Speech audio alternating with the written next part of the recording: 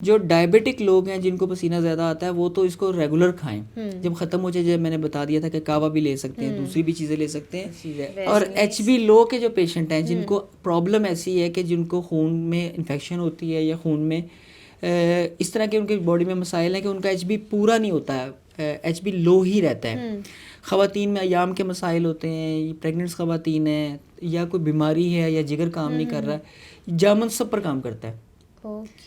यानी कि ये जो मैंने ख़ास तौर पर ये मैंने तरीका बताया ना, उसमें तो HB मुकम्मल हो जाता है। ठीक है। अच्छा, जिस मौसम में जामन नहीं होगा तो अब स्टोर वाला जामन खाने की बजाय आप दरख्त से पत्ते ले लें। अच्छा, जामन के जो पत्ते हैं उसका अद्वियाती फ़वाइद वही हैं जो जामन के फल के हैं। वाह, वेरी नाइस। थोड़ा छोटा पत्ता लें, बड़ा पत्ता लेने के बजाय उसको अच्छी तरह से साफ़ कर लें और बारीक बारीक उसको काट के 1 चम्मच के बराबर 1.5 कप पानी में डाल के उसको इतना उबालें कि वो 1 कप रह जाए। ठीक है।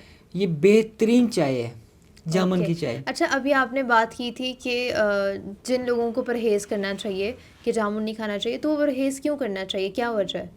ये बहुत ज़्यादा काबज़ हाबिस हो जाता है। जब हम इसकी क्वांटिटी ज़्यादा लेते हैं तो वो हाबिस हो जाता है। तो जो कॉन्स्टिपेशन के पेशेंट हैं जिनकी बाउल मूवमेंट पहले ही स्लो है तो उनको नहीं ये लेना चाहिए। उसके लिए मैंने मना किया था।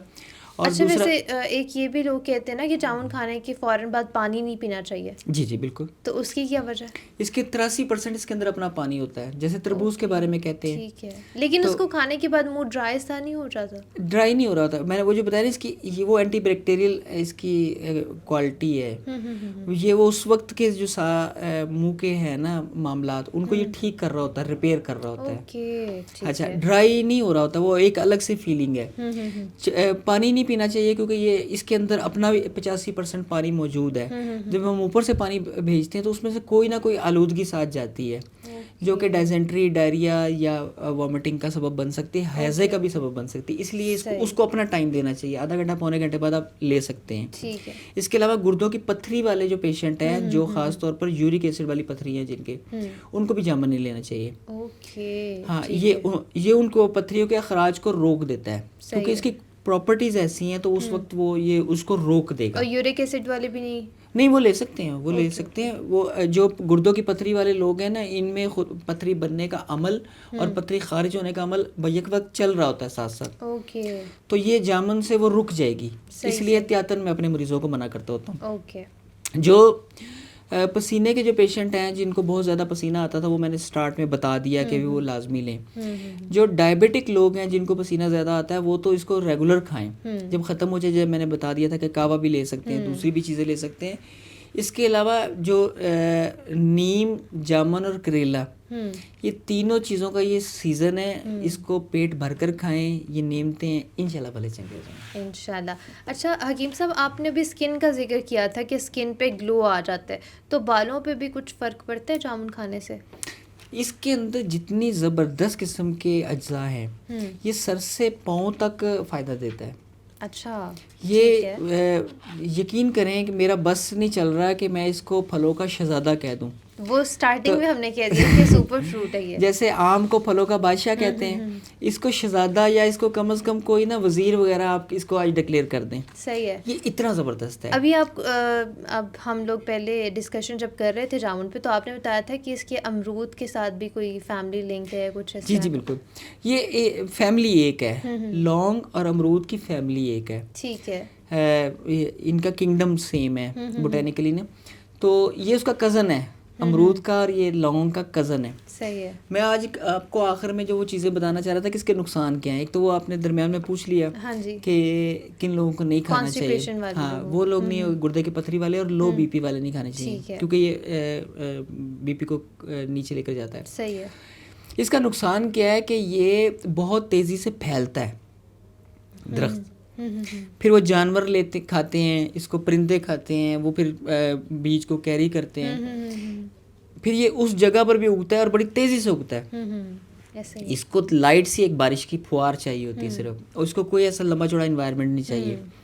तो नुकसान क्या है कि जहाँ पहले ही पानी कम है और वहाँ पर एक हमने को बाग लगाया हुआ है किसी ने या फसल लगाई हुई है, तो ये उनके हिस्से का पानी भी खींच लेता है। ओके। अच्छा, और इसका दूसरा जो प्रॉब्लम है वो ये है कि इसकी लकड़ी कच्ची बहुत होती है। ठीक है। दरख्त लेकिन के लोग तो अक्सर ऊपर चढ़ के जामुन उतार रहे होते हैं, जैसे अभी आपने अपना स्कूल का वाकया भी वो बताया। गिरता भी था ना बच्चा बहुत अच्छा, बार वो, लेकिन ना वो 20 से 25-30 साल पुराने होते हैं दरख्त। अच्छा। उसमें भी जो अगली शाखें, अगली टहनियाँ होती हैं उसमें नहीं चढ़ सकते ना, वो गिर जाता है। ठीक है। एक तो ये नुकसान है, इसकी लकड़ी किसी काम की नहीं है। अंग्रेज़ दौर में ये हुआ था कि उन्होंने क्या किया था कि इसके बड़े बड़े जो शतीर निकलते थे उनको भट्टियों में सुखा लेते थे। ओके। उसकी एक क्वालिटी ये बनती थी कि ये वाली लकड़ी वाटरप्रूफ हो जाती है फिर। तो ये जो रेलवे की पटरी जो चलाते हैं जिसमें, वहाँ पे वो उसके नीचे ये इस्तेमाल होती थी। तो जो ये तेज़ी से बढ़ता है, पानी खींचता है, फल जो है ना बड़ी देर बाद देता है। सही है। यानी कि बहुत देर बाद देता है, बहुत बड़ा तना हो जाता है। उतनी देर में ये ज़मीन का कितना पानी कंज्यूम कर चुका होता है। तो कुछ इलाके ऐसे होते हैं जहाँ पर हमें फसलों के लिए पानी चाहिए होता है, बारानी इलाके हैं, मतलब दूसरे जहाँ पर, तो वहाँ पर ये ठीक नहीं होता। जैसे कोनो एक दरख्त है, सफ़ेदा एक दरख्त है, उसी तरह जामुन भी जो है ना, क्योंकि ये फलदार है तो इसको बुरा नहीं मानते इसका। ठीक है, सही है। अच्छा, गुठली के बारे में कुछ बताएं कि गुठली के जो बेनिफिट्स हैं वो क्या हो सकते हैं, और गुठली से भी कोई नुकसान हो सकता है क्या? गुठली फ़ायदा है। गुठली को निगलेंगे तो नुकसान हो सकता है कि चोक हो जाएगा कि, इसलिए गुठली में मैंने पहले अर्ज़ किया जैसे जम्बोसिन और जम्बोलिन एक दो बड़े ज़बरदस्त इंग्रेडिएंट हैं जो कि डायबिटिक लोगों के लिए बहुत फ़ायदेमंद है। ठीक है। पाकिस्तान में, इंडिया में और जो इस रीजन में जो हमारे अतिबा शुगर रिवर्स कर रहे हैं, उनके जितने भी नुस्खा जात हैं उन सब के नुस्खा जात में तुख्म जामुन ज़रूर होगा। ओके। ये गुठली यानी कि जामुन की गुठली, सही। तुख्म जामुन, तुख्म करेला और तुख्म नीम, ये तीन चीज़ें मेजर इंग्रेडिएंट होता है। फिर बाकी वो चीज़ें होती हैं गुड़मार वगैरह। तो तुख्म जामुन को बड़ा एक मलका हासिल है, खून को साफ़ भी करता है एट ए टाइम, उसकी शुगर भी बैलेंस करता है, रंग को भी साफ़ कर रहा होता है डिटॉक्सिफिकेशन के साथ। ठीक है। और एट ए टाइम जो जामुन की गुठली है वो at a time gut health को भी बेहतर कर रही होती है। सही है। अच्छा, ये बच्चों के लिए भी फ़ायदेमंद है, मतलब जो छोटे बच्चे होते हैं और जो लेडीज़ एक्सपेक्ट कर रही होती हैं, हामला औरतें होती हैं, उनके लिए भी फ़ायदेमंद है? ये बिल्कुल फ़ायदेमंद है। अगर कॉन्स्टिपेशन की सूरत क्रॉनिक नहीं है तो इसको रेगुलर खाना चाहिए, क्योंकि जो हामला ख़वातीन होती हैं उनमें एचबी लो होता है। ये एचबी को नॉर्मल रखने में, हाई करने में बेहतरीन कुदरती चीज़ है। छोटे बच्चों के लिए बहुत ज़बरदस्त है। हमने तो छोटे होते से स्टार्ट लिया था, और ये छोटे बच्चों को खाना चाहिए क्योंकि बच्चों के मुंह के मसाइल होते हैं और वहीं से वो बीमार होते हैं। सही है। बच्चे आपने देखा होगा नाखूनों में कैरी कर रहे होते हैं जरासीम को और दांतों में कैरी कर रहे होते हैं। ऐसा ही है। तो मुंह की जिम्मेदारी तो जामुन की जिम्मे रही, उससे ठीक हो जाएंगे। ठीक है। इसके अलावा एसिडिटी का कुछ बताएं कि उसमें भी कुछ फ़र्क आता है, वो क्या क्योर हो सकती है इसकी वजह से? जामुन बिल्कुल भी काम करता है, बहुत ज़्यादा काम करता है। तेज़ाबियत कंट्रोल करता है, तेज़ाबियत मैदे को बैलेंस रखता है। जो तेज़ाबियत के पेशेंट हैं, हाइपर एसिडिटी के पेशेंट हैं, गर्ड के पेशेंट हैं, जिनको बदहज़मी, गैस, अफारा वगैरह रहता है, वो रेगुलर जामुन खाएं। सही है। इम्यूनिटी भी बूस्ट होगी, एसिडिटी भी बिल्कुल होगी। और मतलब हाँ, सीज़न में तो जामुन लाजमी खाएं, इलेक्ट्रोलाइट इम्बैलेंस भी ख़त्म होगा।